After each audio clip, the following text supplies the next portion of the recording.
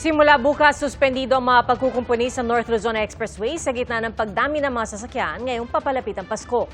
Sa Sabado naman, ang simula ng pagpapatupad ng bagong sistema ng pagkwenta kung magkano ang singil sa mga TNVS. Ating saksihan. Pahirap ang pagbubuk at tumataas sa singil ngayong holiday season. Ilan lang yan sa idinaraing ng mga pasahero ng mga Transport Network Vehicle Service o TNVS.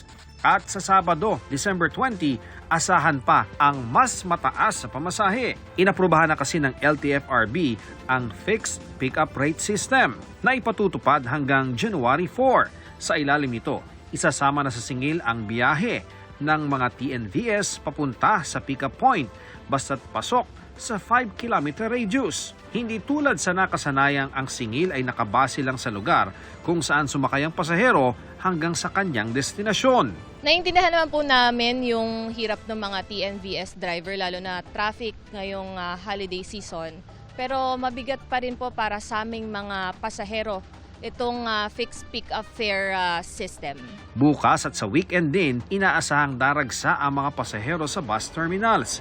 3 bus station sa EDSA Cubao ang ininspeksyon kanina ng mga opisyal ng DOTR at MMDA. Nagsagawa rin ng random drug test sa mga bus driver ang mga tauhan ng LTO. Maganda naman ito para at least yung mga gumagamit talaga, mahuli nila at siguradong safe yung pagmamaneho sa biyahe. Once na mag-positive yan ngayon, dito, iko-confiscahin namin yung driver's license para hindi yan makabiyahe. Magpapa-showcause kami ng hearing. Pag napatunayan doon sa hearing na talagang siya ay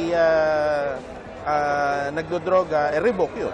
Ang pamunuan naman ng NLEX, nagdagdag na raw ng mga nag-iikot na bantay kasunod ng naiulat na insidente ng pamamato sa mga sasakyan nitong Lunes.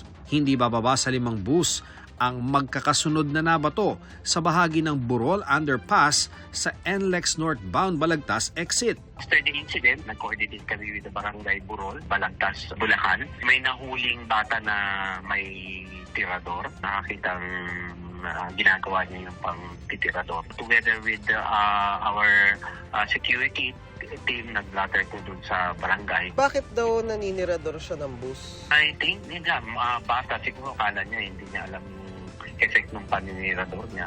Ayon sa NLEX, hinuli ang isang minor de edad na itinuro rin ang iba pang batang namato.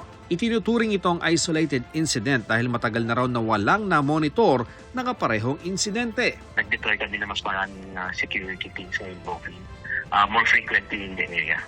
Magdaragdag din ng patrol, teller at incident responders kaugnay sa dagsa ng mga biyahero sa mga probinsya mula bukas hanggang January 5, 2026. Mula bukas ay suspendido rin muna ang mga road work at magpapatupad ng counter-flow lanes mula alas 5 ng umaga hanggang alas 8 ng gabi. Pwedeng ma-extend kung kailangan. In case po na talagang gagamitin po nila, instead of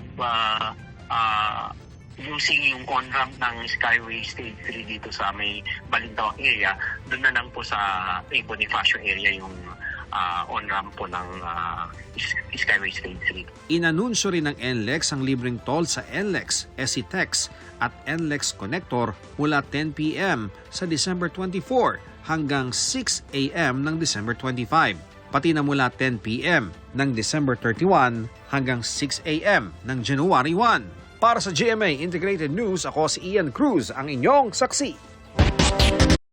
Mga kapuso, maging una sa saksi. Mag-subscribe sa GMA Integrated News sa YouTube para sa iba't ibang balita.